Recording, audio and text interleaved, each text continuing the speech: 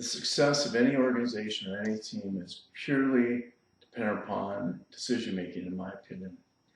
And yet, at the same time, there's always bias in decision making. So, how can we overcome that? How can we best help our teams be successful? I think a big thing with decision bias is recognizing that we all have it. Um, if you think you're the one unbiased person on the team, that's probably not true. We all have some inherent biases, whatever it might be. It might be the new person bias. It might be the I've been here forever bias. So recognize you have some bias and try and recognize when it may be occurring. And I think it'll really help your team and your decision making. A big bias a lot of people have, a lot of teams have, is jumping to conclusions. And I think that's a bias, that bias to action, which isn't necessarily a bad thing, but a bias to action of, did we jump too early? And so I think just as a leader, it's important to have, just be open to inputs from others. Listen to and have a culture of being able to listen to people go, hey, I think we're going too soon here. Doesn't mean you always agree with it, but recognize there's risk of jumping too soon. There's also risk of not deciding soon enough. So as a leader, you need to balance that, but be open to those ideas. Make sure people are free to express those.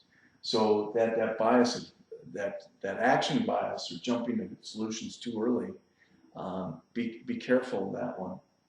Also, I think how you structure your decision-making teams. I don't think it should be a super wide group.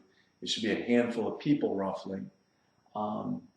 But understand that within the team, you have accountability for the decision. You're not just kind of making the decision going away. They're accountable for the quality of that decision going forward. So if there's impacts on the business or otherwise, they're accountable for it. Also, I think you need to make sure the team understands that they're looking for the truth. They're not looking for a given answer. There's not a right answer, wrong answer. What the desire is to find truth in the most unbiased form possible. And again, everything's going to have some bias to it, but to minimize that bias as much as possible. So part of the structure of that decision-making team, so those kind of ground rules maybe, but just to structure the team, I think you need a pessimist and an optimist.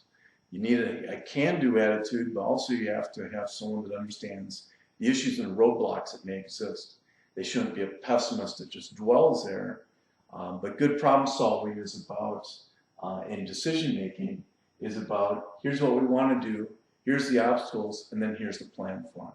So make sure and have a mix of those on the team. If you've basically assembled a team of all people that are going to say yes to you, that's not going to be a good decision at all. Better decisions are more options on the table, so don't jump to solutions too early. And then again, being accountable for the solution, have a desire to find the truth, and having that mix of people and perspectives and experience as a part of that decision-making team. If you'd like help in minimizing the decision-making bias of the team you're a part of, give us a call here at Prairie Solutions. That's our goal, is to find the truth, find the solution that's going to work not just today, but years and decades later.